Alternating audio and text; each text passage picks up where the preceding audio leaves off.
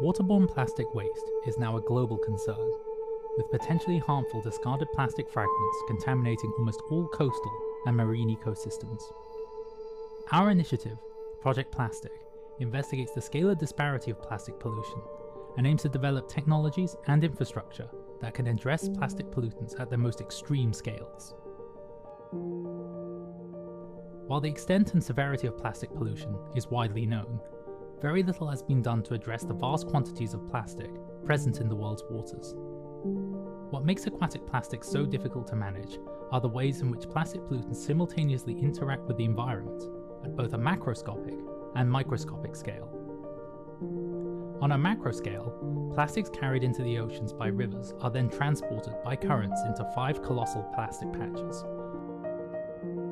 The largest of these patches is the Great Pacific Garbage Patch that spans over an area 3 times the size of France.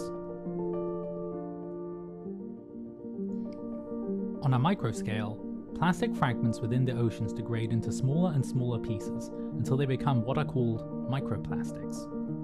Microplastics are classified as particles smaller than 5 millimeters in diameter and consist of fragments, fibers, films, and pellets that are highly pervasive and almost invisible to the naked eye.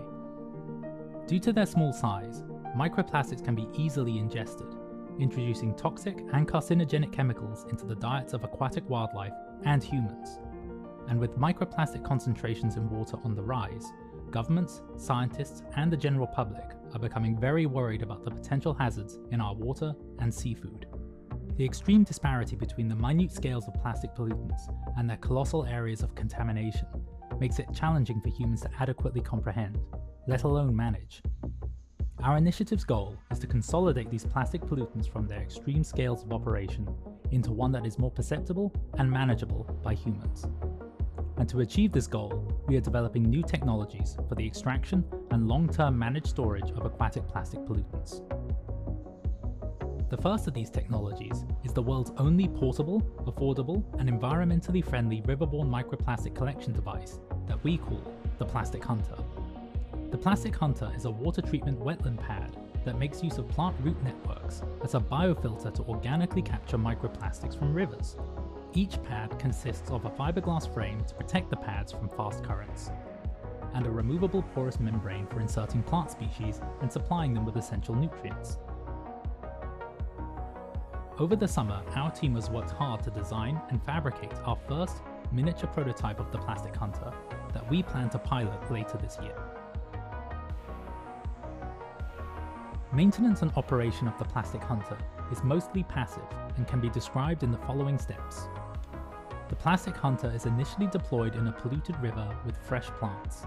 Over time, microplastics adhere to the plant roots until they eventually saturate. Upon saturation, a maintenance team will remove the saturated plant pad, using a fine net underneath the pad to prevent microplastics from re-entering the river, and a new clean pad will be installed to the existing frame for new plants to grow upon. Contaminated plant matter will then be processed and isolated, removing the microplastics from the broader environment.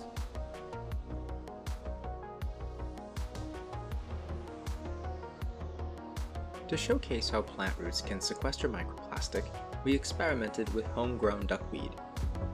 As seen here, roots can exude a gelatinous film that can entrap small sediments like microplastics.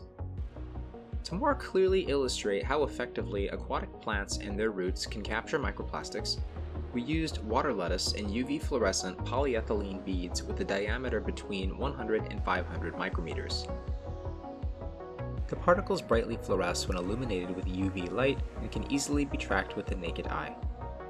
It's abundantly clear that the amount of freely circulating plastic particles decreases significantly after just a few hours. As seen, the plastics aggregate on the underside of the leaves and in the roots. The plastics remain adhered to the plants when removed from the tank. Moving forward, we will experiment with a variety of aquatic plant species to see which most effectively sequester plastics, microplastic types to determine whether certain ones are more efficiently captured than others, and flow rates and other water conditions to evaluate how effective our system is under a variety of river conditions. Eventually, we will conduct experiments with the complete prototype model both under laboratory conditions and in the field. With plants tightly ordered in the pad unit, a dense network of underwater roots is created that can entrap microplastics without disturbing aquatic wildlife. With the pad's catamaran-style design, water flow is directed underneath the pad rather than around it, which should improve the capture efficiency in natural systems. These pads will be deployed in strategic locations throughout a river system. At each location, arrays of pads will be staggered along the river so as not to disrupt river traffic. In order to achieve maximum efficiency, the pads will need to be clustered together in dense arrays. We envision multiple possibilities for achieving this. One such strategy is to loosely tether the pads together and tether the array to the riverbank so the pads may move freely with the river current but still remain in a tight geometric configuration. Over the last couple months, our team has won several awards, which helped fund us to fabricate and test our first set of built prototypes. We're now planning to conduct a pilot run in Real River by the end of the year, and we're actively looking for public crowdfunding, corporate sponsorships, and municipal river contracts to launch our device. Our ultimate vision is to use our technology to motivate river authorities across the world's 10,000 most polluted rivers to seriously assess the problem of microplastics. In doing so, we hope that many will develop innovative and sustainable infrastructure for river plastic management. To demonstrate this vision, we studied many rivers and chose to implement a conceptual intervention along the mouth of the LA River, which is the most polluting river in the US. Our site is at the now derelict eastern flank of the LA port. We began our intervention by redirecting the flow of the LA River through our site. To slow down the flow of water, we split the river into a series of smaller streams, forming an artificial delta. In order to sequester the larger plastic sediments, we designed a compact collection center to the north of the site.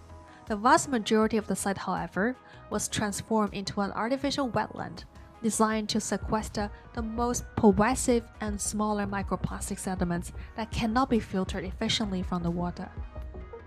To the south, we will deploy a massive array of our plastic hunter devices to capture microplastics, which will be securely composted on site. Once plant materials become saturated with microplastics, drones can be deployed to transport contaminated biomatter into the center of each island, forming a composting mound.